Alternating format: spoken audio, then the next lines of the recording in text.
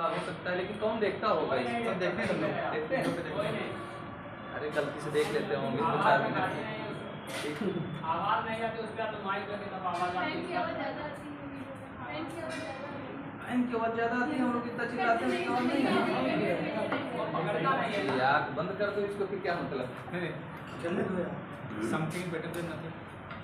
देखिए मैंने क्या बताया कि जो है रणनीति के तहत कोई भी रणनीति होगी, ठीक है, कि किसी भी रणनीति के अंतर्गत किसी संस्था द्वारा जो कोई ना कोई उद्देश्य निर्धारित किए गए हों, ठीक, तो किसी रणनीति के तहत किसी संस्था द्वारा दिए हुए संसाधनों के प्रयोग से, ठीक, पहली चीज क्या हो गई आपकी? रणनीति हो गई, स्ट्रेटजी जिसे कहते हैं, कोई भी रणनीति हो गई, ठीक। दूसरी चीज क्या है? आपकी कोई संस्था है, ठीक? मतलब क्या, रणनीतियों का प्रयोग कौन करेगा? संस्था करेगा, ठीक। और संस्था रणनीति का जो प्रयोग करेगी तो कुछ ना कुछ जो कार्य करना होगा उसके लिए क्या चाहिए होगा? उसको संसाधन, ठीक। संसाधनों के प्रयोग के द्वारा ही तो हम किसी न किसी जगह पर पहुंचते हैं, किसी न किसी उद्देश्य को प्राप्त करने की कोशिश करते हैं। और चौथी चीज क्या होती है? उद्देश्यों एवं लक्ष्यों।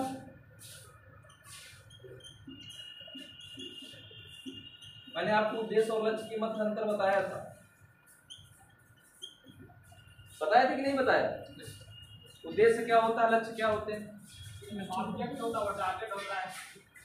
टारगेटों की हिंदी होती है उद्देश्य। उद्देश्य जो है वो लक्ष्य को ध्यान में रख के बनाया जाता है। लक्ष्य जो है उद्देश्य जो है लक्ष्य को ध्यान में रख के बनाया जाता है। तो अंतर क्या है उसमें, यही तो पूछ रहा हूँ। लक्ष्य को मैं कह दूं कि मैं लक्ष्य को ध्यान में रख के उद्देश्य बना रहा हूँ, तो हो सकता है कि उद्देश्य को भी ध्यान में रख के मैं लक्ष्य बना सकता हूँ। दोनों हो सकते हैं। तो इनमें दोनों में अंतर क्या होगी? जब आप लोग इंग्लिश में देखेंगे इसकी तो ऑब्जेक्टिव लिखा होगा या टारगेट लिखा होगा। आप लोग टारगेट में भी देखते होंगे तो उसका लिखा रहता है हिंदी वर्जन उद्देश्य या लक्ष्य लिखा रहता है कि नहीं? गोल भी देखेंगे तो उसका उद्देश्य या लक्ष्य दोनों लिखा रहेगा, लेकिन हिंदी में कहीं ना कहीं में अंतर है। मैंने आपको बताया था कि अर्थव्यवस्था का तीव्र विकास करना, ये क्या है हमारा उद्देश्य। उद्देश्य क्या है हमारा? अर्थव्यवस्था का तीव्र समृद्धि करना, तीव्र विकास करना। जैसे आप लोगों ने देखा होगा कि 11वीं पंचवर्षीय योजना में लिखा था तीव्र समावेशी विकास, लिखा था कि नहीं लिखा था? लेकिन अब ये हमारा क्या हो गया? उद्देश्य हो गया। लक्ष्य क्या है हमारा? कि तीव्र समावेशी विकास कितने % जीडीपी की ग्रोथ होनी चाहिए।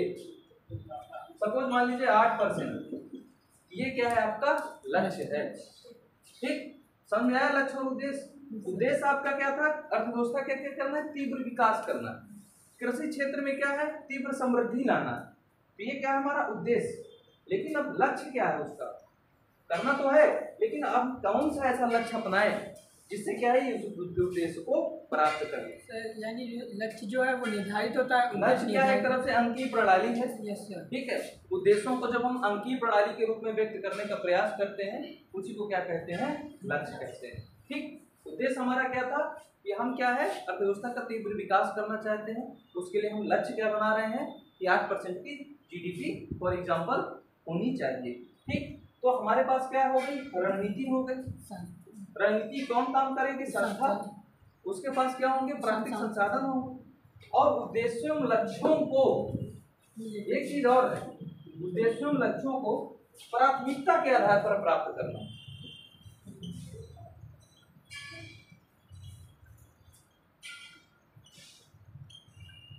प्राथमिकता के आधार पर प्राप्त करना, ये सब क्या कहलाता है? नियोजन कहलाता है,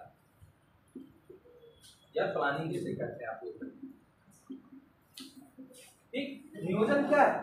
अच्छा, ये चीज आपकी प्राथमिकता के आधार पर प्राप्त करने का मतलब क्या है? सपोज मान लीजिए कि आपको भूख लगी, ठीक। आपको अच्छा यहाँ पे पढ़ाई भी करना है, आपको भूख भी लगी, तो आपकी पहली प्राथमिकता क्या होगी? भूख बोलते हैं पढ़ाई पहले खाना। कहावत सुने मैंने, भूखे भजन न हो गोपाला। तो भजन होंगे बिना पेटे भूखने? नहीं होंगे ना। भूख लगी, प्यास लगी, बैठी है, और बगल में मान लो कि मेरे पास बढ़िया सा बॉटल रखा हुआ है, और तुम लोगों को भयंकर प्यास लगी हुई है, घट घट तुम लोग मैं मार रहा हूँ, तुम लोगों को मन लगेगा पढ़ने में? नहीं लगेगा ना। तो आपका पहली प्राथमिक जो उद्देश्य है, लक्ष्य क्या है? जैसे पहला उद्देश्य क्या हो सकता है अर्थव्यवस्था में? गरीबी को हटाना, भूखमरी को हटाना, एक उद्देश्य ये भी हो सकता है, बेरोजगारी को हटाना, ठीक, आय का समान स्तर बनाए रखना। दूसरा उद्देश्य क्या हो सकता है कि कृषि क्षेत्र में क्या है कि कृषि क्षेत्र में हरित क्रांति का विस्तार करना, उत्तम उर्वरक प्राप्त करवाना, अच्छे अच्छे रॉ मटेरियल, कच्चे पदार्थ यानी उनको उपलब्ध कराना। तो अब हमारे पास जो लक्ष्य है, उद्देश्य है, उसमें पहली प्राथमिकता किस चीज की? पहली प्राथमिकता लोगों को खाद्य उपलब्ध कराना है कि पहली प्राथमिकता लोगों को एक तरफ से कह दें कि सड़क बनवाना, बिजली बनवाना और परिवहन सुविधाएं, खाद्य उपलब्ध कराना ना। तो यही चीज है कि हमारा जो क्या है, प्राथमिकता के आधार पर जब हम लोग उद्देश्यों को और लक्ष्यों को प्राप्त करने का प्रयास करते हैं, प्राथमिकता बहुत जरूरी है। आप जब तक प्राथमिकता हमें पहले हम लोग ये चूज करेंगे कि हमें पहले किस चीज को प्रेफरेंस देना है।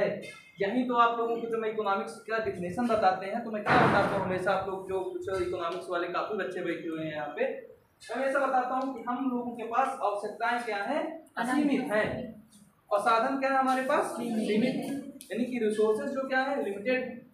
तो इन सीमित साधनों से असीमित आवश्यकताओं की पूर्ति के लिए हमको क्या प्राथमिकताएं निर्धारित करनी पड़ेगी, क्योंकि हम एक साथ सारी आवश्यकताओं को पूरा नहीं कर सकते।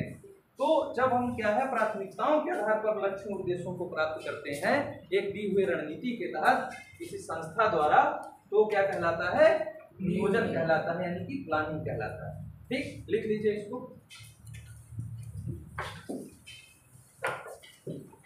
नियोजन,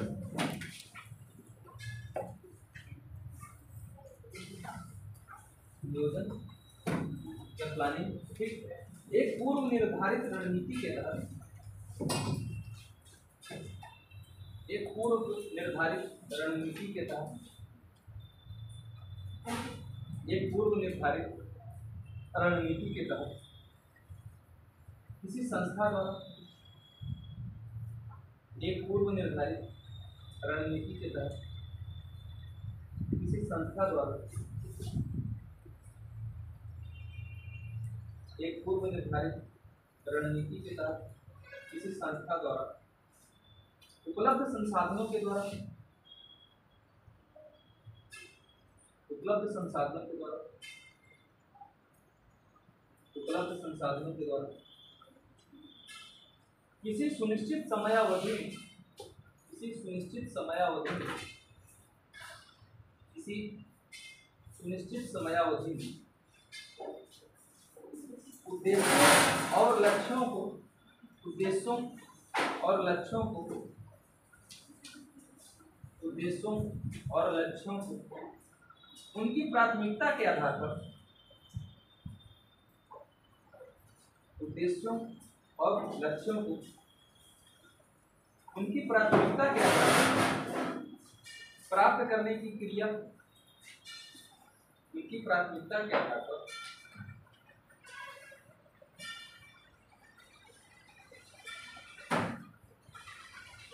प्राथमिकता के आधार पर प्राप्त करने की क्रिया, प्राथमिकता के आधार पर प्राप्त करने की क्रिया नियोजन कहलाती है। प्राप्त करने की क्रिया नियोजन कहलाती है। अच्छा बताइए, भारतीय संविधान में जो प्लानिंग कमीशन था किस विषय लिस्ट का विषय था? नियोजन तो है सर, समवर्ती सूची का विषय लिखाना जरूरी है? नहीं, भारतीय संविधान का जो तरफ से योजना आयोग था, इसका विषय है समवर्ती सूची। ठीक, एक राज्य सूची होती है, एक क्या है, संघ सूची, संघ सूची होती है। ठीक, तो संघ सूची और राज्य सूची और क्या है, समवर्ती सूची। तो किसका विषय है, समवर्ती सूची का लिखना हो, लिख लीजिएगा कि भारत में योजना आयोग समवर्ती सूची का विषय था। अच्छा, भारत में योजना आयोग लिया कहाँ से गया था? प्लानिंग कमीशन का कहाँ से लिए गए थे पंचवर्षीय योजना? रशिया से, यूएसएसआर। ठीक, समय यूएसएसआर।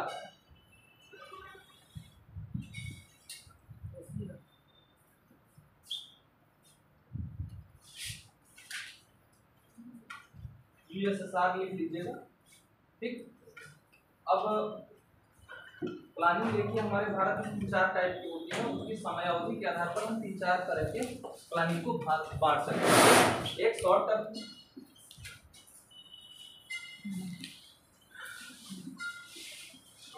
मतलब क्या, अल्पकाल।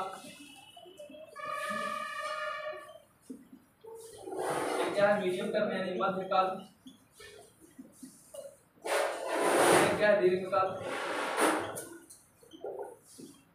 लॉन्ग रन जिसे कहते हैं। चौथा क्या है अति दीर्घकाल।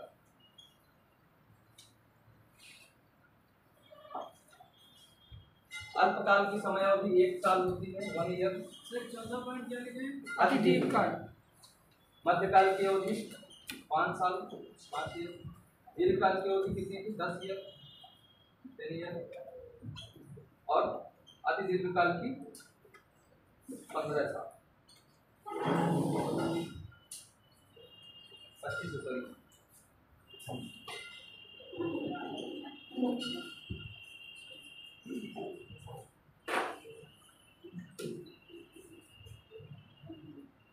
अब आप लोगों से पूछा जा सकता है कि जो ये आपने लिख लिया है यस सर। पंचवर्षीय योजनाएं, उसका जो एक तरफ से कहा जाए कि उनकी अवधि क्या थी, मध्यकाल की थी, दीर्घकाल की थी, कि अल्पकाल की थी?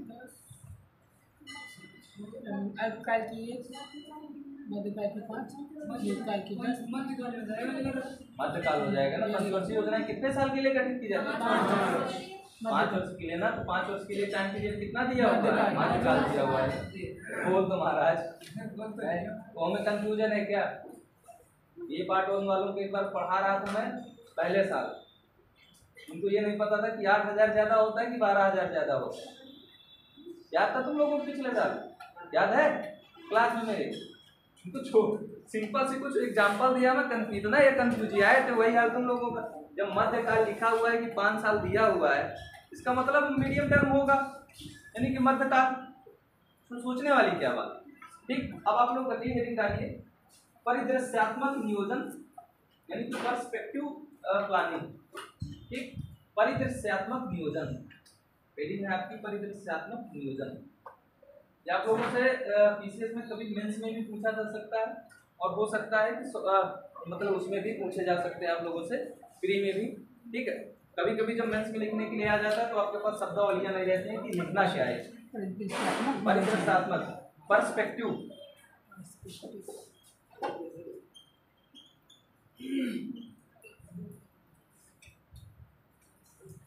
पर्सपेक्टिव प्लानिंग यानी परिदृश्यात्मक जिसकी हिंदी होती है। ठीक, देखिए परिदृश्यात्मक नियोजन है क्या, पहले समझ लीजिए फिर इसके बाद लिखा है।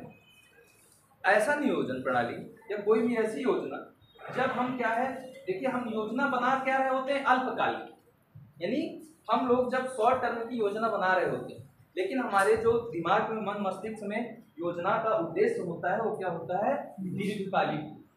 ठीक, यानी कि हम जो वर्तमान में योजना बना रहे हैं वो सिर्फ तत्काल परिस्थितियों को देख के ना बना रहे हैं।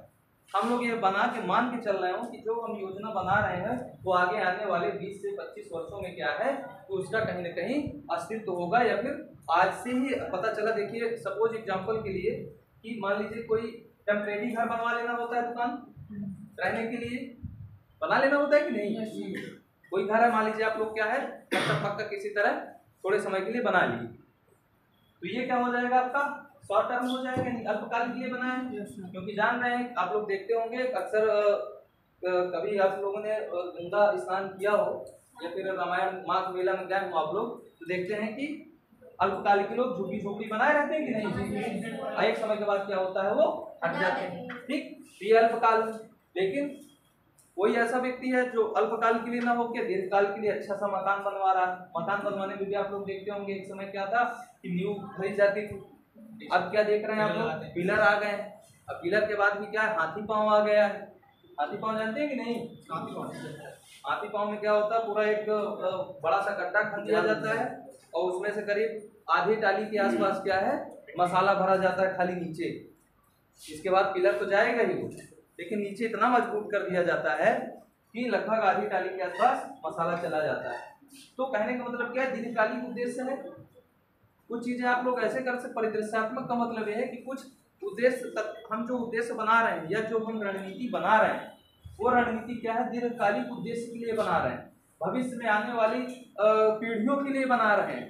ठीक है, भविष्य में अर्थव्यवस्था का संचालन सुचारू रूप से हो सके उसके लिए जब हम बनाते हैं उस नियोजन को हम क्या कहते हैं, परिदृश्यात्मक नियोजन या पर्सपेक्टिव प्लानिंग कहते हैं। ठीक, समझ में आया? लिख लीजिए अब इसको।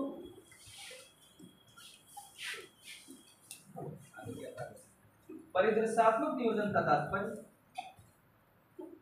परिदृश्यात्मक नियोजन का तात्पर्य, परिदृश्यात्मक नियोजन का तात्पर्य दीर्घकालिक उद्देश्यों के, दीर्घकालिक उद्देश्यों के परिदृश्य में, दीर्घकालिक उद्देश्यों के परिदृश्य में अल्पकालिक उद्देश्यों के, दीर्घकालिक उद्देश्यों के परिदृश्य में अल्पकालिक उद्देश्यों की, अल्पकालिक उद्देश्यों के परिक्षेपण से है, परिक्षेपण से है, परिक्षेपण से है। इसके अंतर्गत,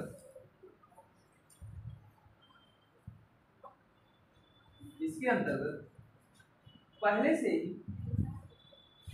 इसके अंतर्गत पहले से ही दीर्घकालिक उद्देश्यों को, पहले से दीर्घकालिक उद्देश्यों को सम्मिलित कर लिया जाता है, दीर्घकालिक उद्देश्यों को सम्मिलित कर लिया जाता है।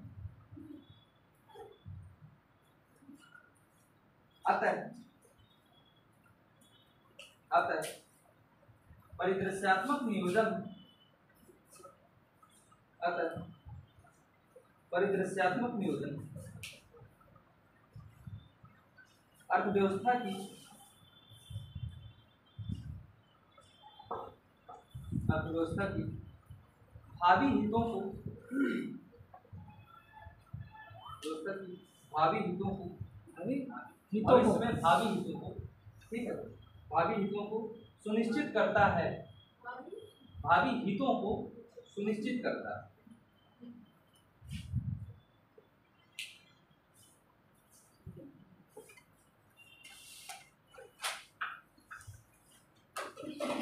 पूर्व की योजना आयोग ने, पूर्व यानी कि योजना आयोग खत्म हो चुका है, ठीक, तो पूर्व के योजना आयोग में, पूर्व के योजना आयोग में परिदृश्यात्मक, पूर्व की योजना आयोग में एक, पूर्व की योजना आयोग में एक परिदृश्यात्मक योजना, परिदृश्यात्मक योजना, परिदृश्यात्मक योजना विभाग कार्य करता था। पूर्व के योजना आयोग में परिदृश्यात्मक योजना विभाग कार्य करता था। सर अब नहीं है क्या?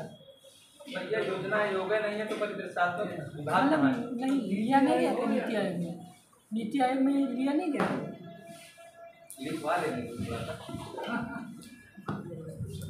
वर्तमान में भी है, वर्तमान में भी है, वर्तमान में भी है रूपरेखा,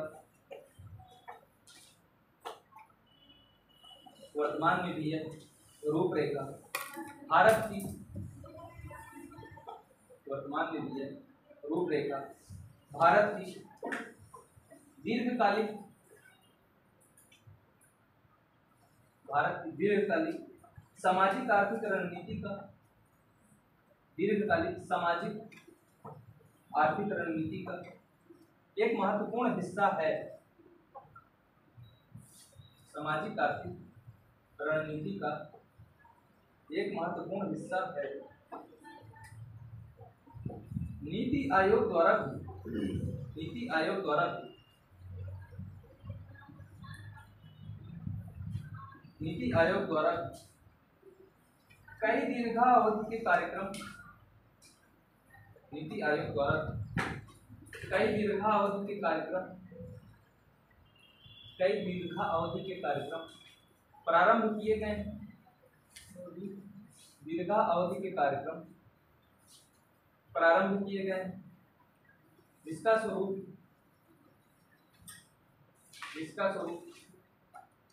परिदृश्यात्मक है, इसका स्वरूप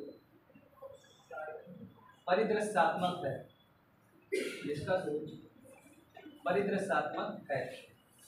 ठीक, जैसे खाद्य सुरक्षा, फूड सिक्योरिटी जिसे कहते हैं, जैसे खाद्य सुरक्षा, कामा धारणीय विकास,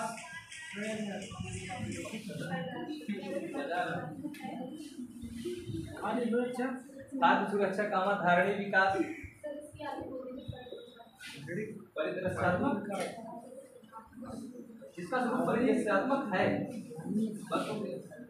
जैसे खाद्य सुरक्षा, आधे लोग लिख के बैठ जाते हैं और आधे लोग लिखे नहीं पाते हैं, लोग लिख के बैठे रहते हैं और बेचारे सोचते हैं का लिखवा। और कुछ लोग हैं यही पेयर बना लेते हो क्या, तुम लोग यही राइटिंग कर तुम लोगों को सुधारते रहते हो क्या, इंग्लिश की यही सब सारी चीजें हो जाए हैं। कम से कम इतना तो लिखो यार। मेंस लिखोगे कि नहीं लिखोगे पहले बताओ, प्री नाम की कोई चीज के बाद मेंस होगी कि नहीं? जी सर है। मेंसो लिखोगे तो ये स्पीड से लिखोगे, मेंस जिस स्पीड से लिखवा रहा हूँ मैं, इसका 3 गुना ज्यादा स्पीड होनी चाहिए। ठीक है, अब तुम लोग यही स्पीड नहीं लिख पा रहे हो, कैसे पेपर हुआ अपना कंप्लीट करोगे मेंस का? पहले तुम लोग यही सोच रहे हो कौन मेंस अभी देने जा रहा है, तो तुम पहले प्रिय फंसे हुए है कि नहीं? प्रिय निकल जाए पहले, फिर बाद में उसके बाद देखा जाएगा। पहले आज का देखिए, कम से कम स्पीड तो कम से कम मेंटेन करिए अपनी। सर इसी में सब कर लो, इसी में तेज बोलना शुरू। ठीक है, अच्छा लिखिए, क्या लिखे आप लोग? खाद्य सुरक्षा, कामा धारणीय विकास, कामा मानव संसाधन का विकास, मानव संसाधन का विकास, कामा निर्धनता उन्मूलन आदि। मानव संसाधन का विकास, कामा निर्धनता उन्मूलन आदि, निर्धनता उन्मूलन आदि। अब भैया आपको क्वेश्चन का जवाब मिला है? अगला हेडिंग डाल लीजिए, इंडिकेटिव प्लानिंग या सांकेतिक नियोजन।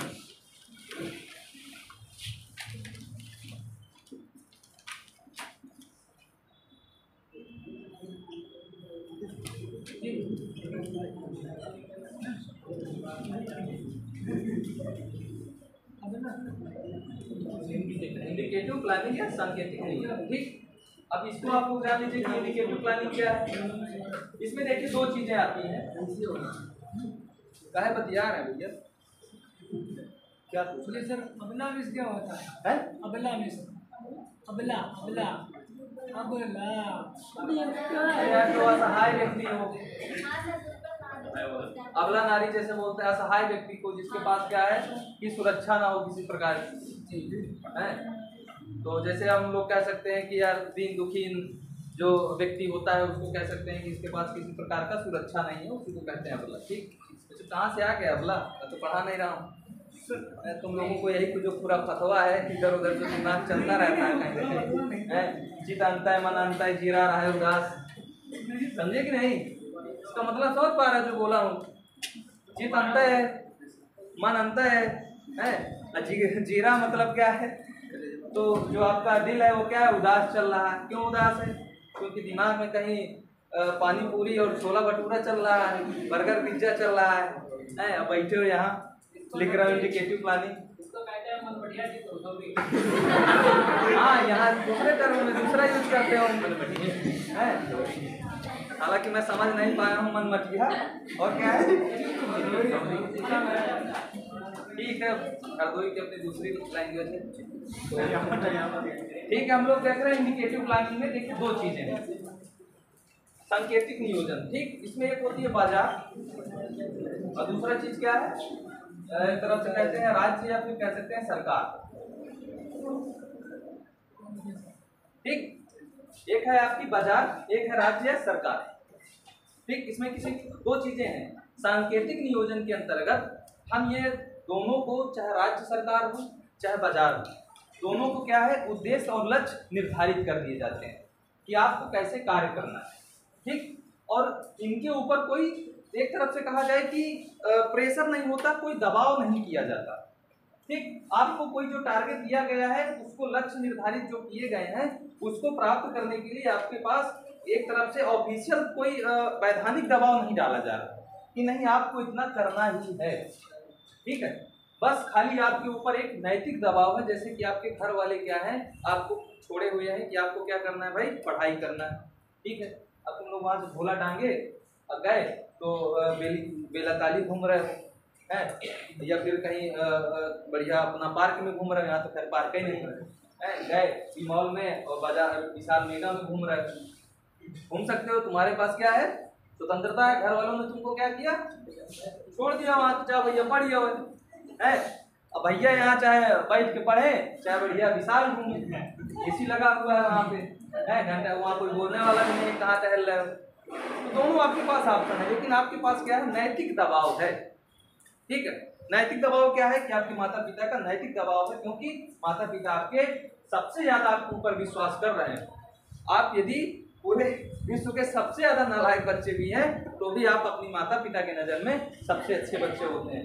ठीक है, बात की बात है कि आपको पतंग डांटा जाता है और तो मारा भी जाता होगा, तो चाहे बढ़िया भी देते होंगे कभी कभी, लेकिन कहीं ना कहीं क्या है कि आपके ऊपर उनको ट्रस्ट है, विश्वास है, इसीलिए वो आपको क्या है यहाँ भेज रहे हैं कि आप बच्चा वहाँ जाएगा तो पढ़ेगा। तो जब हमारे लक्ष्य और उद्देश्य बाजारों को अलग कर दिए जाते हैं, बाजार के लिए कोई बाध्यता नहीं थोपी जाती है, उसी तरह सरकार या राज्य के ऊपर भी क्या है, कोई बाध्यता नहीं थोपी रहती है। बस क्या है, एक नैतिक दबाव रहता है कि आपको अपने नीतियों का उचित क्रियान्वयन करना है, यानी कि जो आप नीतियां बना रहे हैं उसको किस प्रकार अप्लाई करें जिससे गरीबी दूर हो, जिससे भुखमरी दूर हो, जिससे आय की असमानता में कमी आए, ठीक, बेरोजगारी दूर हो। तो इस प्रकार का जब नैतिक दबाव बनाया जाता है उस चीज को क्या कहते हैं, सांकेतिक नियोजन कहते हैं। ठीक, ये क्वेश्चन काफी इंपॉर्टेंट है, पूछा भी जाता है आप लोगों से, लिख लीजिए इसको। सांकेतिक नियोजन के बारे में, यह नियोजन या प्लान फ्रांस से लिया गया था। यह नियोजन या प्लान फ्रांस से लिया गया था।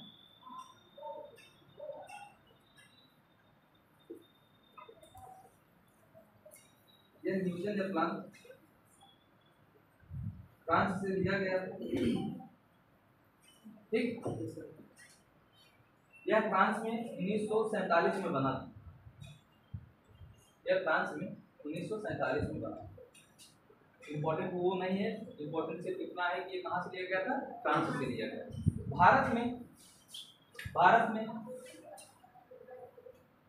इसकी शुरुआत पहली बार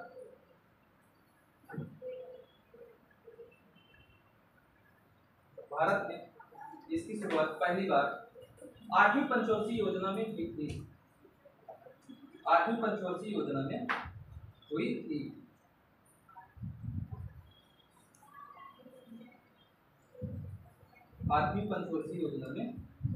थी। ठीक, देखिए अब इससे पैराग्राफ चेंज मतलब उसी में जाने के लिए सांकेतिक नियोजन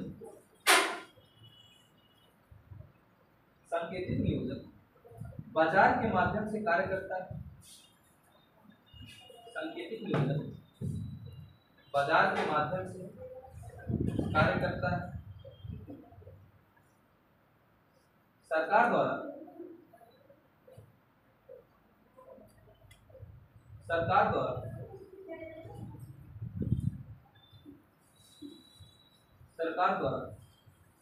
निजी क्षेत्र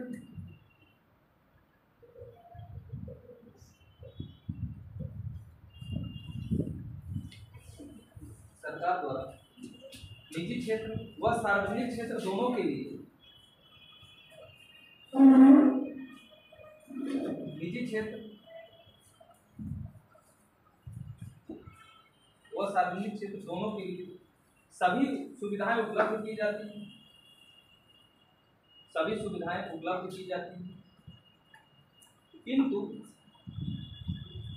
किंतु इसके लिए कोई बाध्यता नहीं थोपी जाती है।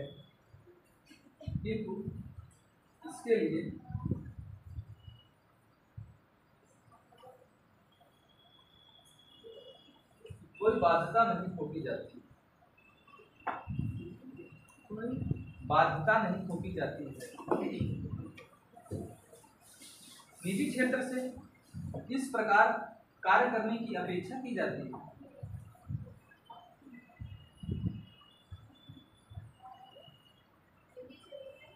इस प्रकार कार्य करने की अपेक्षा की जाती है।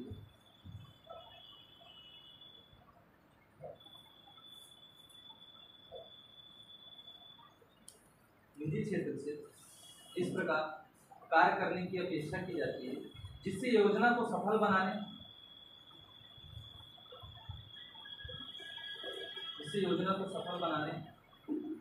तथा उद्देश्यों को प्राप्त करने में सहायता होगी।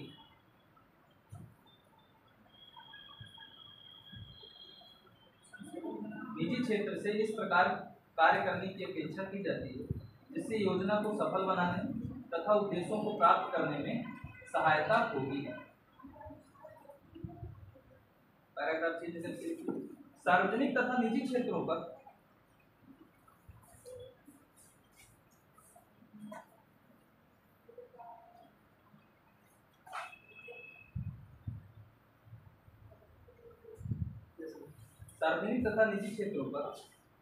लक्ष्यों को प्राप्त करने के लिए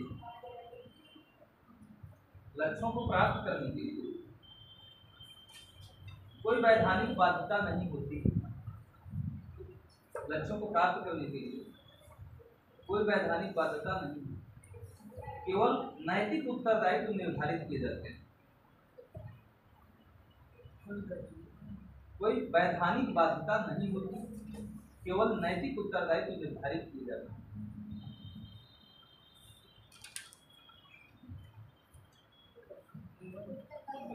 केवल नैतिक उत्तरदायित्व निर्धारित किए जाते हैं। सरकार द्वारा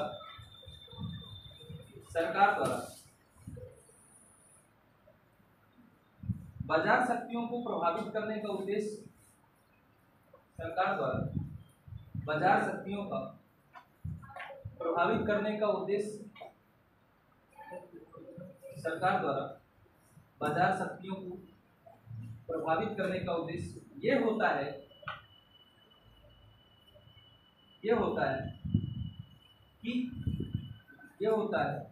कि बाजार द्वारा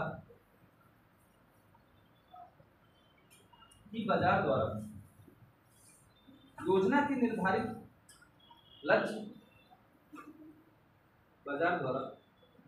निर्धारित लक्ष्य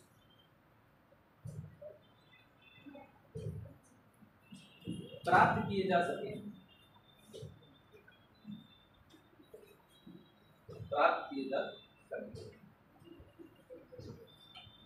कहने का मतलब यह है कि बाजार एक तरफ से देखिए, बाजार का काम क्या है? बाजार की दो एलिमेंट जो मुख्य है वो क्या है? मांग एवं पूर्ति की शक्तियां, ठीक, डिमांड एंड सप्लाई पावर। जब हम लोग बाजार की बात करते हैं तो वहां पे सिर्फ क्या होता है कि यदि बाजार में गवर्नमेंट का किसी प्रकार का कोई हस्तक्षेप ना हो तो ये क्या होगा कि मांग एवं पूर्ति हमेशा क्या होगा, ये मानते हैं कि अर्थव्यवस्था में क्या है, मांग एवं पूर्ति बराबर होना चाहिए किसी भी चीज की, ठीक। मांग एवं पूर्ति को बराबर करने के लिए क्या है कि बाजार मांग एवं पूर्ति तब बराबर, उसमें क्या होता है, मांग एवं पूर्ति बराबर करने के लिए सरकार क्या करती है, हस्तक्षेप करती है, ठीक। हस्तक्षेप करने का मतलब है कि सरकार में मान लीजिए किसी वस्तु की मांग बहुत ज़्यादा हो गई तो होगा क्या कि सरकार कहीं ना कहीं उसकी पूर्ति करने का प्रयास करती है, या फिर किसी वस्तु की मांग बहुत ज़्यादा कम हो गई, ठीक, तो उसकी मांग बढ़ाने का प्रयास करती है। अब आपको ये बात समझ में नहीं आई होगी। सपोज मान लीजिए एक समय देखे रहे होंगे कि टमाटर के दाम बहुत ज़्यादा है, अब इस समय 30 रुपये किलो बिक रहा है। अब अरे ठीक है, मान आएगा क्या एग्जाम में कि 20 रुपया किलो टमाटर मिल रहा, हाँ 25 में कह रहा है, कोई 30 है, कोई 40, मतलब जो बताना होगा उसका नहीं बताओगे, पीछे पड़े रहोगे रेट के। मैं समझाने का प्रयास कर रहा हूँ कि एक समय 200 रुपया किलो टमाटर बिका था कि नहीं? 200 रुपये जब किलो टमाटर बिका था तो सरकार कहीं ना कहीं इंटरफेयर की उसमें कि नहीं की? जल्दी से जल्दी है, कुछ कोशिश की कि कैसे टमाटर की कीमतों पर गिरावट आए, और अचानक आप लोगों ने देखा कि 1 महीने के अंदर ही क्या हुआ, टमाटर की कीमतें नॉर्मल आ गई। 1 महीना 1.5 महीने से ज्यादा तो नहीं लगा समय। नहीं सर। कहीं ना कहीं गवर्नमेंट ने क्या किया, इंटरफेयर किया कि नहीं, Yes, sir. हस्तक्षेप किया कि नहीं। इसके पहले आप लोगों ने कुछ समय पहले देखा रहा होगा कि जो लहसुन है या प्याज है वो मध्य प्रदेश में क्या था, कुछ समय पहले क्या थी, फेंक दी जा रही थी, या टमाटर था क्या था, किसी न किसी राज्य में फेंक दिया जा रहा था, कि नहीं। एक Yes, समय sir. लोग क्या कर रहे थे कि उगाए थे और इतना ज्यादा उनकी कीमतें कम थी तो लोग फेंकना पसंद कर रहे थे। उस समय भी सरकार क्या करती है, इंटरफेयर करती है, गवर्नमेंट का हस्तक्षेप करती है कि डिमांड एंड सप्लाई को क्या करें, मेंटेन किए रहें, बराबर किए रहें।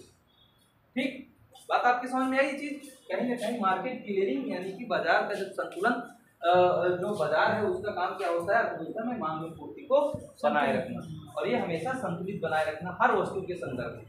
जब ये कभी कम या ज्यादा होती है तो फिर क्या होता है, गवर्नमेंट का इंटरवेंशन होता है, यानी कि हस्तक्षेप होता है। तो इस योजना के अंतर्गत सरकार का सिर्फ एकमात्र उद्देश्य ये है कि मांग और पूर्ति की जो शक्तियों में कभी ऊंचा वचन आए तो उसको सिर्फ मेंटेन करें। ठीक, समझ में आया परिदृश्यात्मक नियोजन। Yes, sir. इसमें क्वेश्चन क्या बन सकता है, पूछ रहे हो कि 8वीं पंचवर्षीय योजना में क्या हुआ, सांकेतिक नियोजन का प्रभाव पहली बार इसमें प्रयोग किया गया। ठीक, दूसरा चीज आप लोगों से पूछा जा सकता है कि सांकेतिक नियोजन लिया कहाँ से गया था, कहाँ से लिया गया। ठीक, 8वीं पंचवर्षीय योजना में लिया गया। और परिदृश्यात्मक नियोजन है क्या, आप लोग समझ सकते हैं। अगला हेडिंग डालिए, सेंट्रलाइज प्लानिंग, केंद्रीय नियोजन।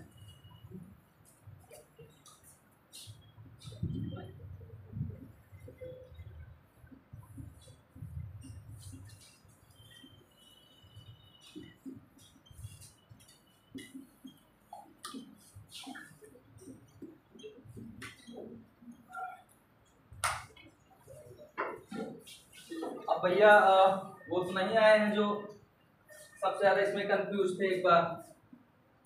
ठीक है, अब मौका ऐसा मिल गया कि हमको ये नियोजन पढ़ाना पड़ गया, हम तो वही पढ़ाएंगे जो हम उस दिन बता रहे थे।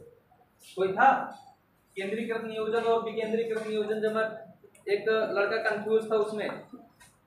ठीक है, केंद्रीकृत नियोजन का जो कार्य होता है वो इस प्रकार का होता है,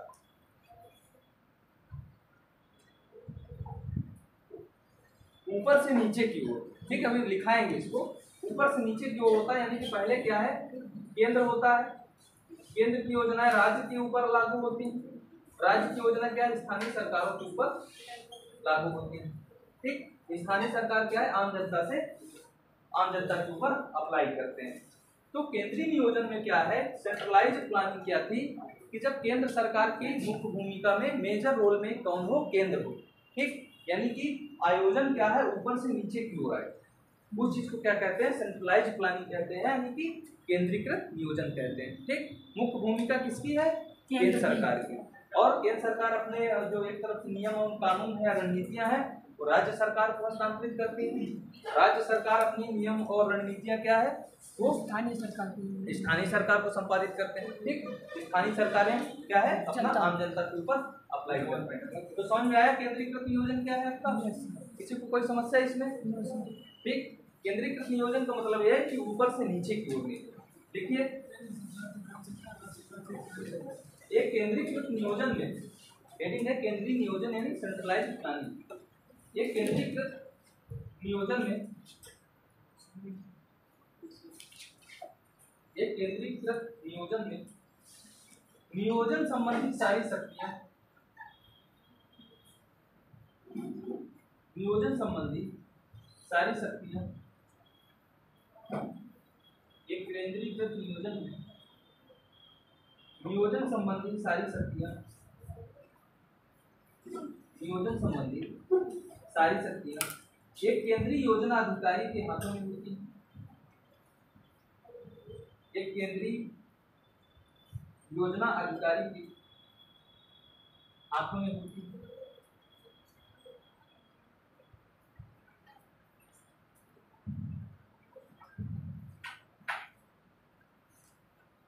योजना अधिकारी के हाथों में होती है। शीर्षस्थ स्थान पर यानी शीर्ष स्थान पर शीर्ष स्थान पर, शीर्षक लिखने में थोड़ा दिक्कत हो तो शीर्ष लिखो, शीर्ष स्थान पर यानी टॉप पर, ठीक है। नियोजन अधिकारियों द्वारा, शीर्ष स्थान पर नियोजन अधिकारियों द्वारा नियोजन की रूपरेखा बनाने, नियोजन अधिकारियों द्वारा नियोजन की रूपरेखा बनाने, नियोजन की रूपरेखा बनाने, उसे अंतिम रूप देने,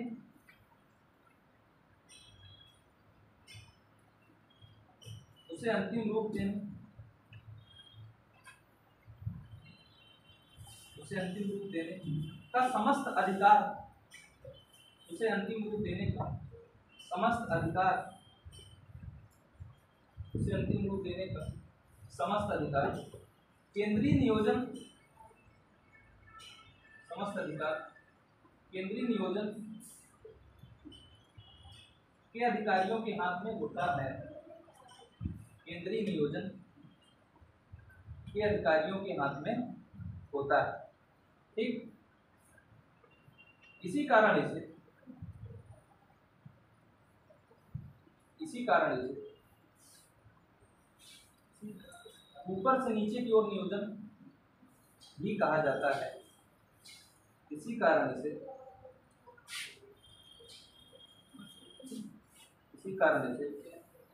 ऊपर से नीचे की ओर नियोजन भी कहा जाता है,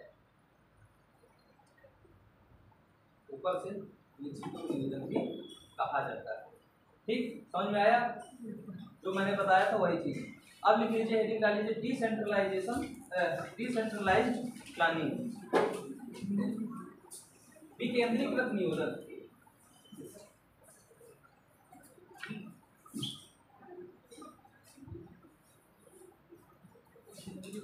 विकेंद्रीकृत नियोजन। तो देखिए विकेंद्रीकृत नियोजन में क्या होता है, इसका जस्ट अपोजिट, नीचे से ऊपर की ओर आयोजन चलता है, यानी कि जो हम लोग उद्देश्य और लक्ष्य निर्धारित करते हैं वो आम जनता की राय लेते हैं। आम जनता कहाँ से राय देती है, किसको? स्थानीय सरकारों को देती है, ठीक। उसके आधार पर क्या होता है, राज्य सरकारें डिसीजन लेती हैं, और राज्य सरकारें क्या है, केंद्र सरकार को अपने लक्ष्यों उद्देश्यों यानी रणनीतियों को प्रवाहित करते हैं। मैंने आपको एक एग्जाम्पल बेस्ट दिया था, जब मैं आऊँ पढ़ाने पहले दिन, मान लीजिए कि मैं क्या है केंद्र पर हूँ, ठीक। मैं आपको पढ़ाने आऊँ और मैं क्या करूँ कि बिना आपसे मतलब आपका ओपिनियन लिए मैं आऊँ, जैसे पहले क्लास मेरी यही थी कैपिटल मार्केट, मुझे आज याद है 1.5 घंटा में जो तुम लोगों को बता के गया था पिछले साल, आधे लोगों के ऊपर धच्चे उड़ गए थे, ठीक। उसमें हुआ यह था कि मुझे कहा गया था एक दिन में कैपिटल मार्केट खत्म करना है, तो एक दिन में जितना कैपिटल मार्केट में बता सकता था तो वही नॉन स्टॉप तर चला मेरा 1.5 घंटा। अब इसके बाद जितने बच्चे थे सब भाग आए, जो बता रहे थे सब इतना ऊपर से गया है हमारे है। तो फिर इसके बाद उन लोगों ने स्ट्रेटजी चेंज की कि भैया पढ़ाने के साथ साथ बताने के साथ साथ कुछ लिखवाना भी है तुम लोगों को है। तो कहीं ना कहीं मान लीजिए कि पहले दिन क्या हुआ, मैंने आप लोगों को कोई ओपिनियन नहीं दिया, मैं आया, मैं पढ़ा के चला गया। यदि मैं रोज इसी तरह आऊँ, दूसरे टीचर इसी तरह आए और पढ़ा के चले जाएं, तो कहीं ना कहीं क्या है, केंद्र में एक ही व्यक्ति है यानी कि मैं ही हूँ, मेरे ही डिसीजन है, मैं आप लोगों से कोई ओपिनियन नहीं ले रहा हूँ, ये क्या है केंद्रीय नियोजन। लेकिन अब क्या हो कि आप लोगों से राय ली जाए कि भैया लिखाना है कि नहीं लिखाना है, कैसे पढ़ाना है, समझा के भी चलें कि खाली लिखा दें, खाली समझा दें, ठीक। आप अपना ओवरव्यू दे रहे हैं, सर ये चाहिए, ये चीज़ यहाँ बता दीजिए, ये चीज़ यहाँ ऐसे कर दीजिए, तो क्या है आपकी भागीदारी है कि नहीं। आप पढ़ने के साथ साथ पढ़ाने के मतलब पढ़ने के साथ साथ क्या है कहीं ना कहीं सजेशन भी दे रहे हैं टीचर को कि नहीं दे रहे हैं, और मैं आपका जो सजेशन है उसको एक्सेप्ट कर लूँ, कहीं ना कहीं यहाँ क्या है आप लोगों की भागीदारी सुनिश्चित हुई कि नहीं। ये क्या है विकेंद्रीकरण, ठीक।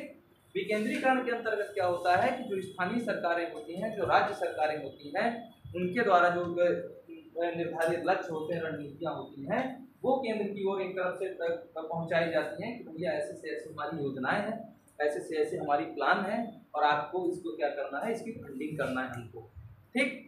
वैसे सेंट्रलाइजेशन में क्या होता था कि केंद्र सरकार अपने आप क्या है कि कोई भी आयोजन कर सकती है कि अपने से निर्धारित कर दे कि ऐसे से ऐसे अर्थव्यवस्था में ये रणनीतियां अपनाई जाएंगी, आपसे कोई राय न ली जाए। ये क्या है? केंद्रीकरण। विकेंद्रीकरण में क्या है? जब स्थानीय सरकारें या राज्य सरकारें, ये लोकल बॉडी जो भी आपकी आम जनता है, उनसे भी रिव्यू लिए जाएं, तो ये क्या है? विकेंद्रीकरण कहलाता है। विकेंद्रीकरण का मतलब क्या है? बिखरा हुआ, जिसमें सबकी समान लगभग भागीदारी सुनिश्चित हो जाए, वो चीज क्या है आपकी? विकेंद्रीकरण। समझ में आया विकेंद्रीकरण क्या है? लिख लीजिए। इसे नीचे से ऊपर की ओर भी नियोजन कहा जाता है।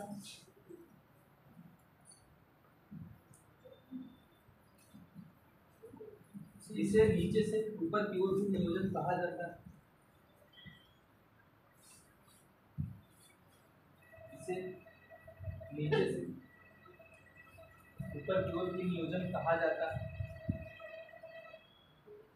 इस नियोजन में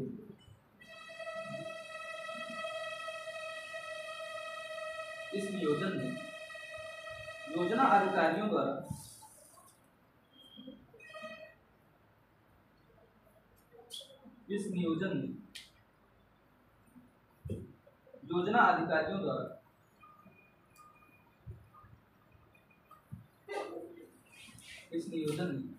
योजना अधिकारियों द्वारा योजना संबंधी निर्णय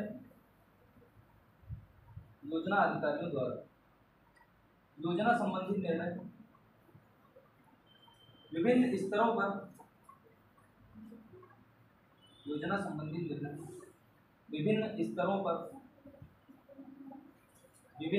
पर चुने हुए जनप्रतिनिधियों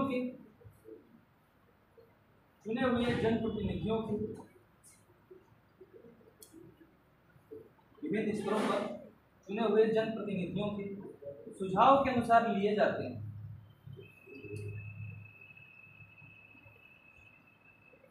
मतलब क्या कह रहे हैं? आपस में बात न करिए, लिखना और लिखिए, ना लिखना ना लिखिए। अरे मुझे काफी नहीं देखना, आवाज आ रही है। ठीक, तो क्या बताया मैं? विभिन्न स्तरों पर सुझाव के जनप्रतिनिधियों के सुझाव के अनुसार निर्णय लिए जाते हैं, है ना। पैराग्राफ चेंज करिए। संविधान में किए गए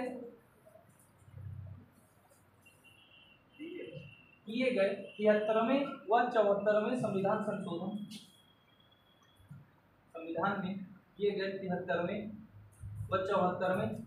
संशोधन के पश्चात 74वें संविधान संशोधन के पश्चात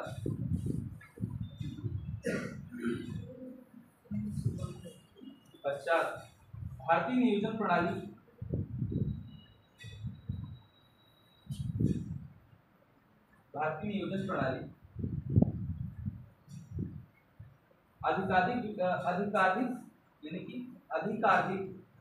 अधिक से अधिक जिसे कहते हैं अधिकाधिक विकेंद्रीकरण हो गई है। अधिक से अधिक कह सकते हैं विकेंद्रीकृत हो गई है। भारत में पैराग्राफ चेंज करके भारत में विकेंद्रीकृत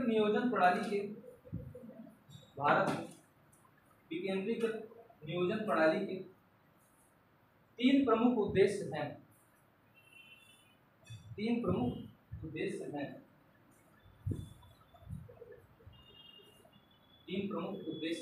पहला, निर्धनता उन्मूलन जिसको कहते हैं गरीबी हटाने के लिए। ठीक है, निर्धनता उन्मूलन कार्यक्रमों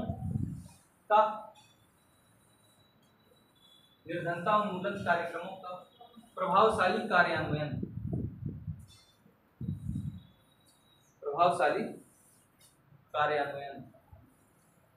दूसरा पॉइंट,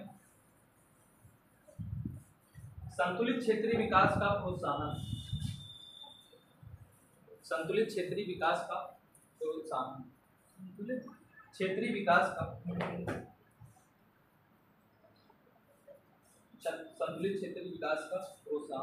तीसरा, विभिन्न क्षेत्रों में विभिन्न क्षेत्रों में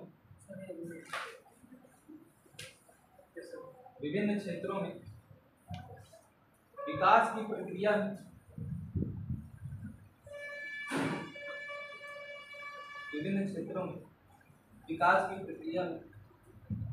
लोगों की सक्रिय भागीदारी सुनिश्चित करना।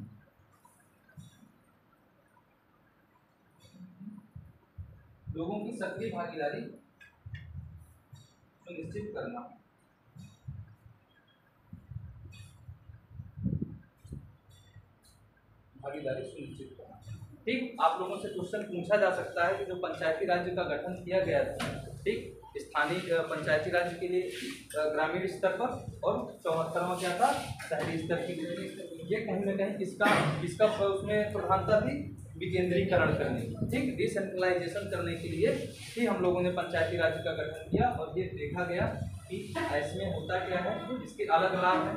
जैसे आप ये बताइए कि आपकी जो घर की परिस्थिति, ठीक, आप ज़्यादा बेहतर तरीके से समझ सकते हैं या फिर कह सकते हैं कि मैं ज़्यादा बेहतर तरीके से समझ हैं? आप लोग ज़्यादा बेहतर तरीके से समझ सकते हैं। जो स्थानीय निकाय हैं यानी कि लोकल बॉडी, उनकी जो समस्याएं हैं उसको स्थानीय लोग ज़्यादा अच्छी तरीके से समझ सकते हैं कि दिल्ली में जो बैठे हुए हैं केंद्र के लोग हैं वो अच्छी तरीके से, ठीक। तो जब ये कमी महसूस की गई है, देखा गया कि नहीं, जो स्थानीय लोग हैं वो इस पर ज़्यादा तेजी से प्रहार कर सकते हैं। प्रहार करने का मतलब ये नहीं कि तलवार लेके पहुंच जाओ, ठीक है। प्रहार करने का मतलब यह है कि स्थानीय लोग क्या है, ज़्यादा अच्छी रणनीतियां बना सकते हैं, ज़्यादा गहराई से चीज़ों का अध्ययन कर सकते हैं। उनको ज़्यादा पता होता है कि कहाँ लीकेज है, कहाँ रिसाव है, ठीक है। लीकेज रिसाव का मतलब क्या है, कहाँ कमियाँ हैं, ठीक है, योजनाओं में, वो उसको बेहतर तरीके से देख पाते थे। केंद्रीकृत नियोजन में एक तरफ से आपका जो आयोजन होता था वो लाद दिया जाता था। लादने का मतलब है कि केंद्र सरकार ने कोई भी योजना लगा दी और आपको उसको अप्लाई करना है, अब चाहे वो सही हो चाहे गलत, ठीक। लेकिन स्थानीय विकेंद्रीकरण के अंतर्गत क्या हुआ कि स्थानीय सरकारें सुझाव देंगी कि हमारे पास ऐसी ऐसी समस्याएं हैं, ऐसी ऐसी रणनीतियां हैं, इसको कैसे कार्य किया जाए, कैसे सुचारू रूप से संचालित किया जाए, ठीक। तो इसका क्या हुआ, लाभ ज़्यादा हुआ। इससे क्या है, अर्थव्यवस्था में ज़्यादा एक तरफ से कहा जा सकता है कि प्रत्यक्ष प्रहार किया गया, ठीक। क्यों? क्योंकि जिसके पास जो समस्याएं हैं उसी को निदान करने के लिए उसको एक तरफ से अधिकृत कर दिया गया। केंद्रीकृत नियोजन में क्या था कि समस्याएं आपकी थी, निपटारा कौन कर रहा था, मान लीजिए मैं कर रहा था, ठीक। लेकिन आपके पास जो समस्याएं हैं, आप अपनी समस्याओं का ज़्यादा तरीके से अच्छे से निपटारा करेंगे ना। सपोज मान लीजिए मेरे पास 1000 रुपया है और मुझे तुम्हारे ऊपर खर्चा करना है, तो जो मेरा मन होगा वो तुम लोगों को दे दूंगा। क्या बोले, थैंक यू बोले 1000 रुपये देने के लिए, दे नहीं रहा हूँ, ठीक, मान ले रहा हूँ। तुम लोग फील करो कि बस 1000 रुपये मिल गया, ठीक है, बस रिज्यूम कर लो तुम लोग। 1000 रुपया मान लीजिए मेरे पास क्या है कि आप लोगों को 1000 रुपया देना है, ठीक। अब 1000 रुपये खर्च करना है। अब मैं 1000 रुपये अपने तरीके से खर्च करूंगा कि बच्चों को क्या दे दूँ। मैं कोशिश करूंगा कि तुम लोगों में समानता बनी रहे, किसी को ऐसा ना हो कि किसी को इतना बड़ा बॉटल दे दिए तो किसी को इतना बड़ा बॉटल दे दिए, है। किसी को केला लेके दे दिए तो केला वाला सेव खाना चाहता था, सेव वाला केला खाना चाह रहा है। सोचो कि कहा लेके दे दिए, क्या तुमको पसंद है। अक्सर होता है कि नहीं, ऐसे मान लीजिए कोई गिफ्ट है, कुछ भी है, तो जब आपको अपने से मुफ्त में मिलता है तो लेते हैं। मान लीजिए टैबलेट मिला कि नहीं, है नहीं मिला, कुछ लोगों को मिला हो, ठीक है, मान लो तुमको भी मिल गया, फील कर लो। अब ये लोग टेबलेट में क्या है, देखो मिला होगा तो ये पहले तो ले लिए होंगे, झपट्टा मार के पहुंचे होंगे, बैठ गए होंगे, और झपट्टा मार के जब बैठे होंगे फिर इसके बाद जब खोल के देखे होंगे, कह रहे होंगे इसमें ये कमी है, इसमें रैम कम है, इसमें क्या, अरे ठीक है 4 घंटे बैठाने पाए तो फ्री का 10-12 हज़ार कुछ है, वो नहीं देख रहे हो। अच्छा, वो जो आपको क्या है पर पर्सन मान लीजिए 8,000-10,000 रुपये खर्च किए गए। अब वो 10,000 रुपये यदि आपको नकद दे दिए जाते तो आपको ज्यादा मजा आता कि ना, है? लेकिन है अपने से कुछ लगा लेते, ढूंढ रहे हो यार इसमें रैम कम है, इसमें रोम कम है, इसका फोटो की क्वालिटी अच्छी नहीं है, इसमें HD सही से नहीं चल रही है, समान समस्याएं आप लोग ढूंढते हैं। यदि वही क्या है आप उस पैसे को डायरेक्ट नकद मिल जाता तो आप उसको क्या करते, ये तो विशाल में घूम रहे होते हैं, या तो लुलु माल घूम रहे होते हैं, या तो किराओ इकट्ठा करके मम्मी पापा से किसी तरह रोका के 2-4 हजार लेके और अच्छा मोबाइल ले लिए, होता कि नहीं। तो कहने का मतलब है कि समस्याएं यदि आपके पास आ जाए तो आप उसका ज्यादा अच्छी तरीके से निदान कर पाएंगे, ठीक। और यदि केंद्र के पास समस्याएं वो ला देगा तो फिर आप उसका निदान कम तरीके से कर पाएंगे, ठीक। समझ में आया कि केंद्रीकरण काफी देर तक इसमें चर्चा हो गई। अगला हेडिंग क्या आप लोग, बहुस्तरीय नियोजन, मल्टी लेवल प्लानिंग।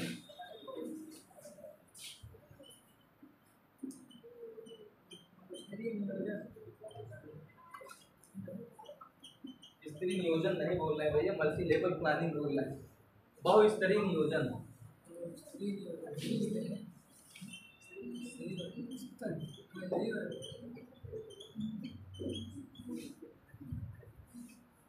बहुस्तरीय नियोजन, ठीक।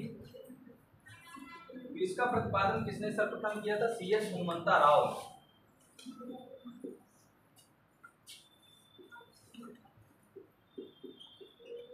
क्वेश्चन आप लोगों से पूछा जा सकता है, इसीलिए लिखा रहा हूं। पता चला सारे नियोजन बता दिए जाए, पूछ लिया जाए बहुस्तरीय नियोजन के प्रतिपादक कौन है, तो आप लोग पता चला कि लिखा है तो सबसे लिख लीजिए, नहीं लिखा है, ठीक। तो CS हनुमंता राव ने बहुस्तरीय नियोजन का प्रतिपादन किया था 1984 में, ठीक। लिख लीजिए इसमें, सेम यही डिसेंट्रलाइजेशन ही है, बस खाली मुझे ये दिखाना था, बहुत इसको सिर्फ हनुमंता राव जी का नाम बताने की वजह से मैं इसको लिखवा रहा हूँ। बाकी विकेंद्रीकरण नियोजन का ही एक तरफ से पार्ट कहा जा सकता है, ठीक। लिख लीजिए, योजना आयोग ने 1984 में योजना आयोग ने 1984 में CS हनुमंता राव की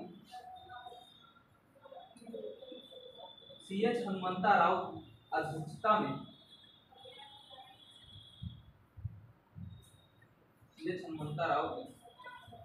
में एक कार्यदल का गठन किया था, इस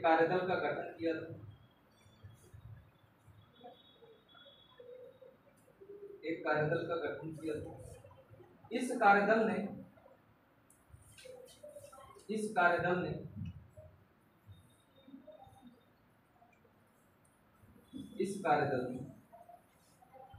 जिला नियोजन के माध्यम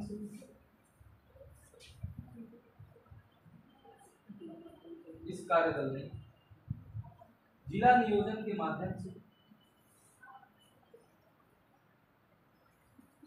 विकेंद्रीकरण को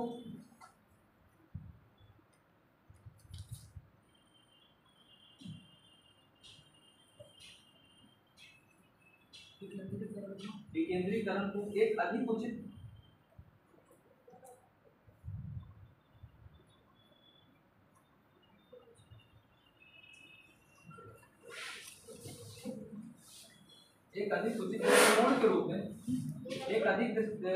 उचित दृष्टिकोण के रूप में, विकेंद्रीकरण को एक अधिक उचित दृष्टिकोण के रूप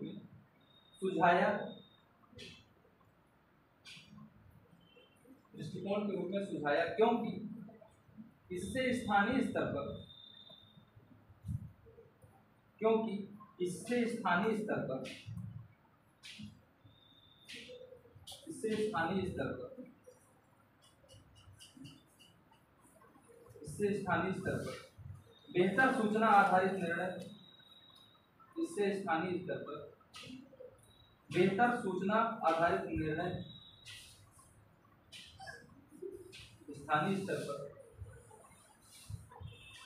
बेहतर सूचना आधारित निर्णय लेने में स्थानीय संसाधनों का बेहतर उपयोग किया जा सकता है।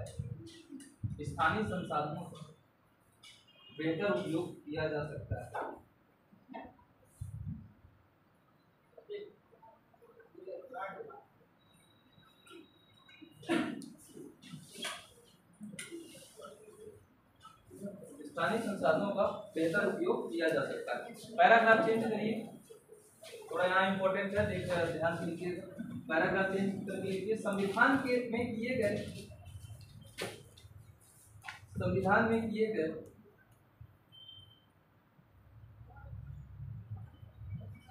संविधान में किए गए 74वें संशोधन के पश्चात, संविधान में किए गए 74वें संशोधन के पश्चात आर्टिकल 243 ZD, आर्टिकल 243 ZD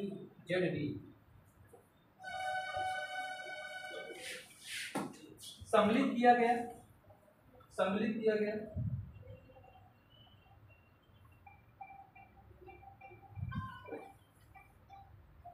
सम्मिलित किया गया जिसमें यह स्पष्ट किया गया कि, जिसमें यह स्पष्ट किया गया कि,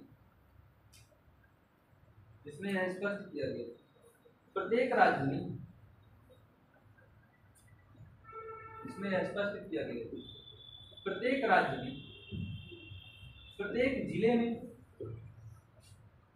प्रत्येक राज्य में, प्रत्येक जिले में एक जिला नियोजन समिति का गठन किया जाएगा।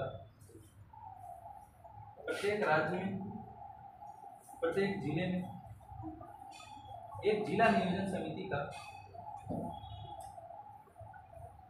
गठन किया जाएगा।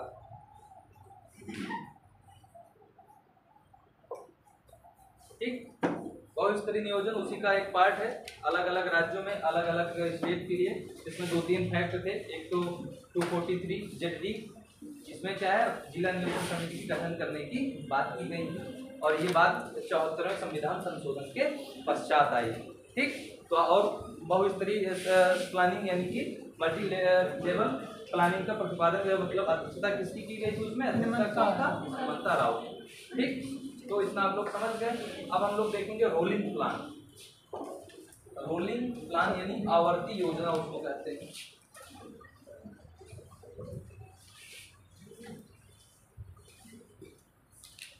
सुनते सुनते थक गया हूँ कि लोग बताते बताते हैं, मैं थोड़ा ज़्यादा थक गया।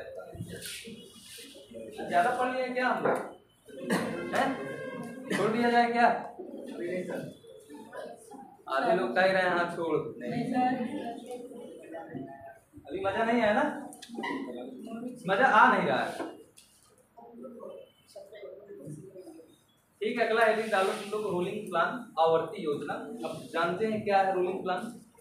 देखिए 1978 से 80 के बीच में आप लोगों ने देखा होगा एक बार योजना गैप आया, 3 साल का है। ठीक, 3 साल का नहीं आया था, तुम तो अलग बताते रहते हो। 1978 से 80 के बीच में एक योजना गैप आया है कि नहीं? उसी बीच में क्या हुआ था, रोलिंग प्लान या आवर्ती योजना अपनाई गई। ठीक, एक गुनार मिडार नामक अर्थशास्त्री, क्या, अरे अभी समझा रहे हैं, रुक जाओ थोड़ा, अभी नहीं दिखा रहे हैं, बता रहे हैं ना कि तुम लोगों का जो दिमाग है इस समय, कोई पानी पीने जा रहा है, कोई चूरन खाने जा रहा है, कोई मोबाइल से बतियाने जा रहा है, कहीं ना कहीं तुम लोग काफ़ी बोर हो जा रहे हो। मैंने पहले बताया कि 1.5 घंटा बैठना, तुम लोगों का 1.5 घंटा बैठा नहीं जा रहा है। मैं सुबह 10 बजे से लगातार क्लासें पढ़ा रहा हूँ। यदि मैं अभी 2.5 घंटा, जैसे मतलब 2:30 बजेगा तो 4.5 घंटे से लगातार बोल रहा हूँ। ठीक है, और यदि यही स्थिति रही तो 4-6 दिन तो शायद है कि गलवा खराब हो जाए। फिलहाल अभी ठीक चल रहा है, लोग पीछे भी बैठे रहते हो अपना हवा लेने के लिए कि हम हवा लेंगे, उससे मतलब नहीं है तुम्हारा चाहे गला फट जाए चाहे जंग हो जाए, हवा लगनी चाहिए हमको। टीचरवा चिल्लाते चिल्लाते बेचारे की जाने चली जाए। 4.5 घंटा लगातार बोलने का मतलब समझ रहे हैं आप। अच्छा ये भी है कि बात आप लोग कहते हैं बीच में गैप मिल जाता है, 5-7 मिनट गैप मिल गए, कोई टीचर मिल गए तो उनसे ही बात करने लगे तो मुंह से आवाज़ तो निकल रही है ना। जैसे आपके सामने मैं कुछ भी मान लीजिए पढ़ा रहा हूँ, नहीं पढ़ा रहा हूँ, लेकिन मुंह से तो बोल रहा हूँ, मुंह से तो आवाज़ निकल ही रही है। आवाज़ निकलने का मतलब क्या है, कहीं ना कहीं एनर्जी लॉस होना है कि नहीं। तुम लोगों को 1.5 घंटे बैठने में इतनी आफत, मैं लगातार 4.5 घंटे से बोले जा रहा हूँ, 4 घंटे से तो ऊपर हो ही गया है। ठीक, कम से कम। और तुम लोगों की एज में मेरी एज में भी अंतर है, कुछ ना कुछ है, काफ़ी ज़्यादा अंतर है। कुछ तो काफ़ी नए बैठे हुए हैं, कुछ का थोड़ा अंतर होगा, कुछ का ज़्यादा अंतर होगा। तो ऐसा तो मुझे नहीं लग रहा है कि, मैं नहीं कहता एक आध लोग मुझसे ज़्यादा उम्र के बैठे हो तो बैठे हो, बाकी कोई मुझसे ज़्यादा उम्र का तो नहीं बैठा होगा, है ना। और सब खाए पिए भी बैठे होगे तुम लोग, हैं, बढ़िया चाट समोसा कहीं ना कहीं कुछ ना कुछ खाए होगे। मैं खाली नाश्ता करके ही बैठा हुआ हूँ, आप लोगों को चिल्ला रहा हूँ। तो जब मैं आप लोगों को बताने के लिए, बोलने के लिए तैयार हूँ, 10-15 मिनट और थोड़ा सुन लो। रोलिंग प्लान 1978 के आसपास भारत में अपनाया गया। ठीक, रोलिंग प्लान है क्या? देखिए, इसमें 3 प्रकार की योजनाएं चलाई जाती है एक साथ। एक होती है अल्पकालिक,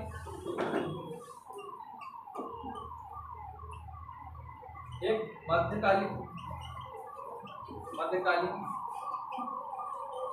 तीसरी क्या, दीर्घकालीन। ठीक, रोलिंग प्लान मुख्यतः जो उद्देश्य होता है उसका वो वार्षिक होता है, यानी कि हम जो योजना बना रहे होते हैं वो सिर्फ 1 वर्ष के लिए बना रहे होते हैं। ठीक, और अगले वर्ष क्या है कि जो हमारे पास लक्ष्य होते हैं, जो हमारे पास उद्देश्य होते हैं, उनके आधार पर हम देखते हैं और उस योजना को क्या है, हटा देते हैं। लेकिन जो यह अल्पकालिक योजना बनाई जाती है, ये मध्यकालीन और दीर्घकालीन उद्देश्यों को ध्यान में रख के बनाई जाती है। बात मेरी समझ में आई? रोलिंग प्लान यानी कि आवर्ती योजना वह योजना होती है जो सिर्फ 1 वर्ष के लिए लागू की जाती है। यानी कि हम क्या है, हर वर्ष क्या है कि नई योजना बनाते हैं, नए तरीके से बनाते हैं। क्योंकि एक रोलिंग प्लान का कॉन्सेप्ट इसलिए आया कि बहुत सारी ऐसी योजनाएं होती हैं जिसका रेलिवेंट क्या होता है, समाप्त हो चुका होता है, एक निश्चित समय के बाद समाप्त हो जाता है कि नहीं, जिसका कोई अस्तित्व तो नहीं रह जाता। सपोज मान लीजिए आपके पास ये एसोसिएशन की जो एक बिल्डिंग थी, कुछ दिनों पहले काफ़ी जर्जर पड़ी हुई, ठीक, तो कहीं ना कहीं इसका एक तरफ से कहा जाए उपयोग खत्म था ना। इसी प्रकार बहुत सारी ऐसी योजनाएं होती हैं जिनका तत्कालीन परिस्थितियों को ध्यान में रखकर उसका कोई महत्व नहीं होता। तो उन स्थितियों से बचने के लिए, उन स्थितियों से निजात पाने के लिए हम क्या है कि प्रतिवर्ष योजनाओं का निर्माण करते हैं।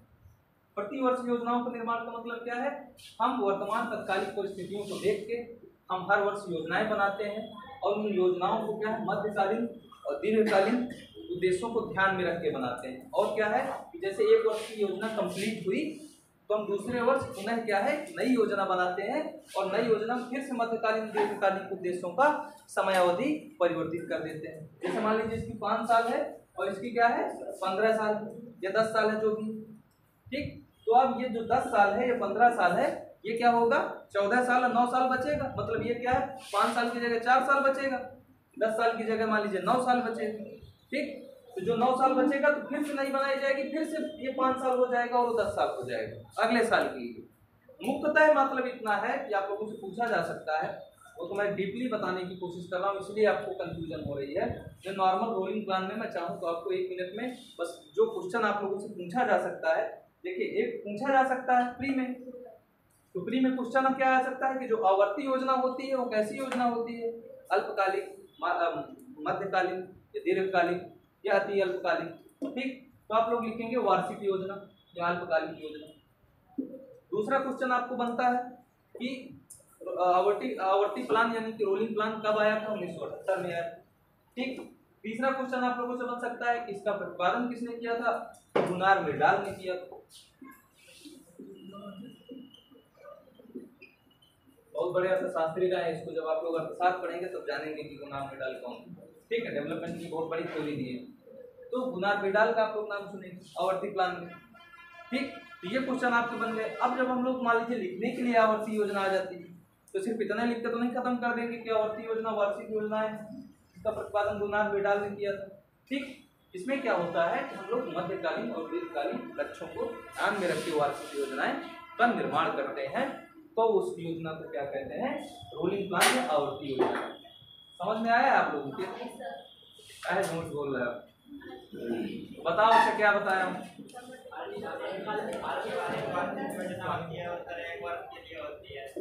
क्या होती है, 1 वर्ष की योजना होती है उसको क्या कहते हैं? आवर्ती योजना कहते हैं। आधे लोग अभी कंफ्यूज चल रहे हैं कि किसकी बात चल रही है। कंफ्यूज हो कि नहीं? नहीं सर। बताओ आवर्ती योजना कोई बालिकाओं से बताए तो क्या है आवर्ती योजना? मंडी तो तुम सब लोग गिरदान की तरह ही हिलाते हो। लगता है कि बस बहुत अच्छा पढ़ा रहा हूँ मैं और तुम लोगों को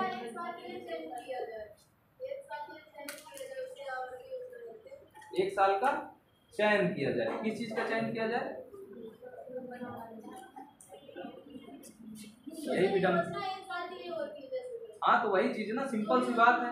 एक लाइन समझाने के लिए करीब 5 मिनट बोला हूँ, अब बोल नहीं निकल रहा है तुम लोगों के कि गलती से बोल दो। 1 साल की होती है इसमें। ठीक है लिखो।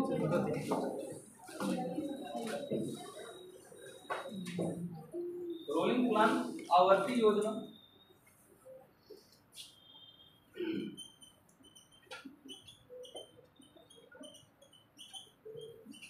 आवर्ती भी कहते हैं, अनवरत भी कहते हैं। अब ऐसा है कि इसकी इंग्लिश देख लेना, इसकी हिंदी बहुत ठीक है। निरंतर भी कहते हैं। तो इंग्लिश में देख लेना कि रोलिंग प्लान कहीं लिखा है कि कॉन्टिन्यूस। तो उसको आप लोग देख के उसका पर्यायवाची मिलाते रहना अपने से। देखिए इसके अंतर्गत, इस प्रणाली के अंतर्गत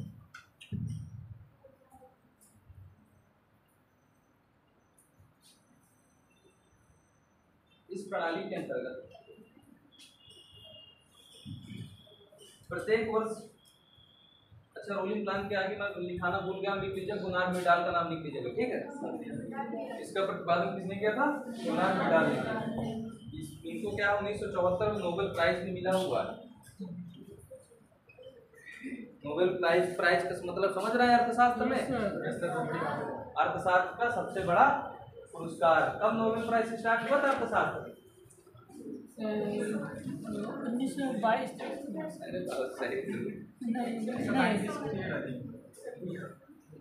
अर्थशास्त्र में नोबेल कब देना शुरू हुआ? 1968। कुछ के करीब पहुंच गए कम से कम। 1969 पे किया गया था, ठीक है। अर्थशास्त्र में नोबेल देना सबसे पहले क्या कब शुरू हुआ? 1969 में, ठीक। दूसरा बता रहे हैं, ठीक। लिखो इस प्रणाली के अंतर्गत प्रत्येक वर्ष 3 योजनाएं बनाई जाती हैं। 3 योजनाएं बनाई जाती हैं। प्रत्येक वर्ष 3 योजनाएं बनाई जाती हैं। एक अल्पकालिक योजना, एक अल्पकालिक योजना 1 वर्ष के लिए, एक अल्पकालिक योजना 1 वर्ष के लिए, एक अल्पकालिक योजना 1 वर्ष के लिए, जो बजट तथा 1 वर्ष के लिए जो बजट तथा विदेशी मुद्रा भंडार के, जो बजट तथा विदेशी मुद्रा भंडार के आधार पर निर्मित किया जाता है। भंडार के आधार पर निर्मित किया जाता है। जो बजट तथा विदेशी मुद्रा भंडार के आधार पर निर्मित किया जाता है। कुछ वर्षों के लिए एक मध्यकालीन योजना, कुछ वर्षों के लिए एक मध्यकालीन योजना, कुछ वर्षों के लिए एक मध्यकालीन योजना, जैसे 5 वर्षों के लिए, 5 वर्षों के लिए, तथा दीर्घकालिक योजना,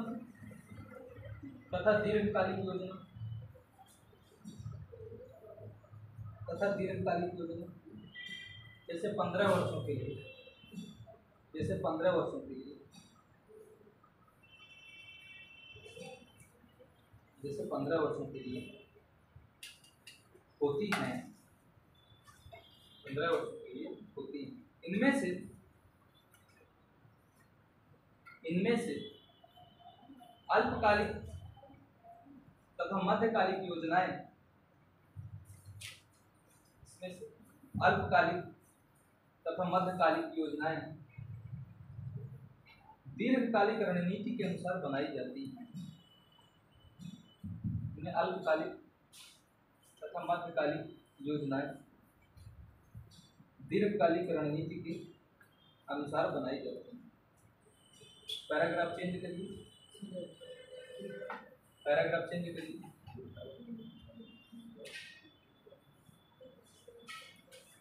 एक वर्ष व्यतीत हो जाने पर एक वर्ष व्यतीत हो जाने पर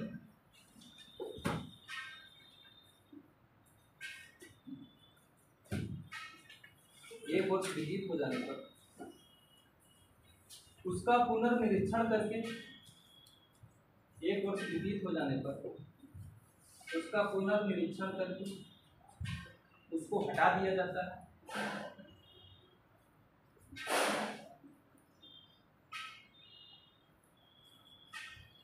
एक वर्ष व्यतीत हो जाने पर उसका पुनर्निरीक्षण करके उसे हटा दिया जाता है तथा उसके स्थान पर एक नया वर्ष जोड़ दिया जाता है।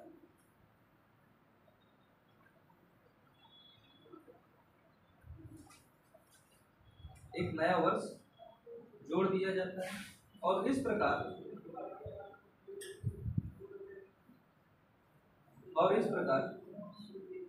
संपूर्ण योजना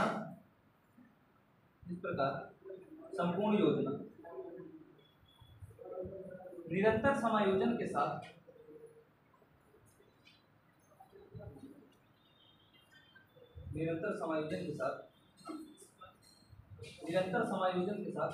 आगे बढ़ती जाती है। निरंतर समायोजन के साथ आगे बढ़ती जाती है। पैराग्राफ चेंज करिए। भारत में रोलिंग प्लान 1 अप्रैल 1978 को लागू किया गया था। 1 अप्रैल 1978 को लागू किया गया था।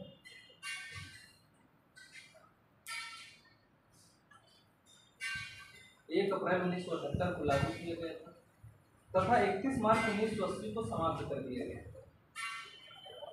तथा 31 मार्च 1980 को समाप्त कर दिया गया।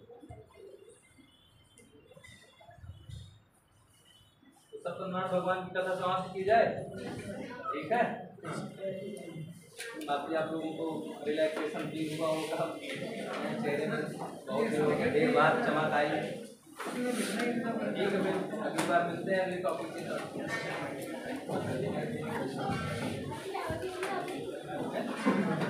नहीं, योगात्मक पायलट प्रोजेक्ट के कुछ 2 साल अपनाई गई, हुआ क्या कि उसके परिणाम अनुकूल नहीं आए। क्या हुआ कि फिर से खत्म करके पंचवर्षीय योजना में आ गई, उसके बाद